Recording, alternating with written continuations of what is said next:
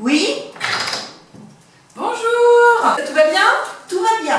Vous partez demain? Demain après-midi, et D'accord. mon mari vient me chercher. D'accord. Donc, vous vous occupez de rien.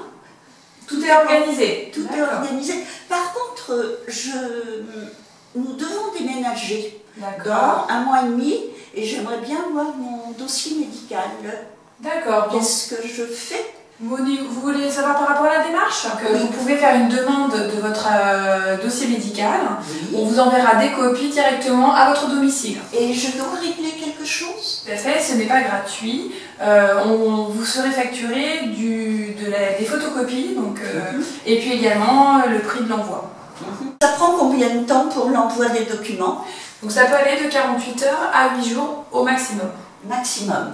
Et comment dois-je faire pour que ma demande soit prise en compte? Alors vous faites une demande directement adressée à la direction de l'établissement ou au médecin qui vous a pris en charge, mais surtout il faut que votre courrier soit accompagné d'une photocopie d'un document d'identité recto verso. D'accord. Donc ça c'est très important. Merci pour toutes vos précisions.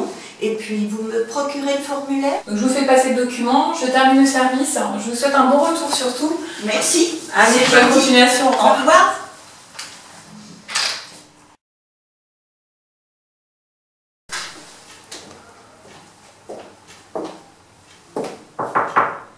Oui, entrez. Bonjour.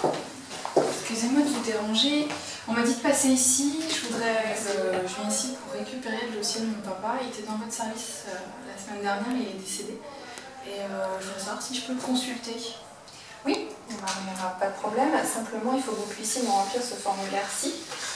Et dans un délai entre 48 heures et 8 jours, vous pourrez accéder au dossier, soit en consultant sur place, soit on vous le transmettra par courrier si vous le souhaitez. Un formulaire, mais je suis sur place. Ce serait pas plus simple?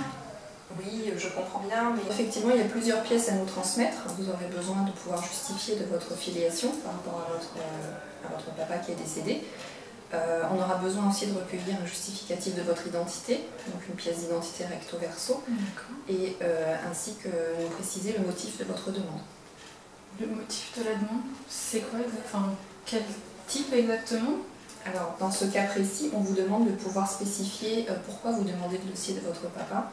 On a besoin de savoir si c'est pour connaître les causes de sa mort, si c'est pour faire valoir vos droits, ou si c'est pour tout simplement défendre sa mémoire.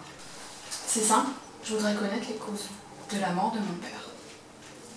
Donc, dès la réception du formulaire, on vous fixera un rendez-vous et vous pourrez venir consulter le dossier sur place en présence d'un médecin si vous le souhaitez.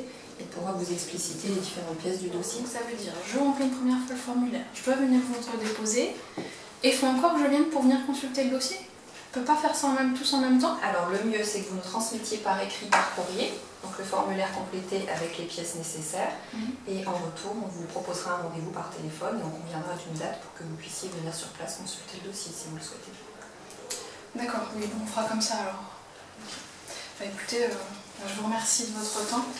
Et puis je vous renvoie le formulaire et on décide d'un rendez-vous pour consulter. Très bien, entendu. Merci. Bon courage à vous.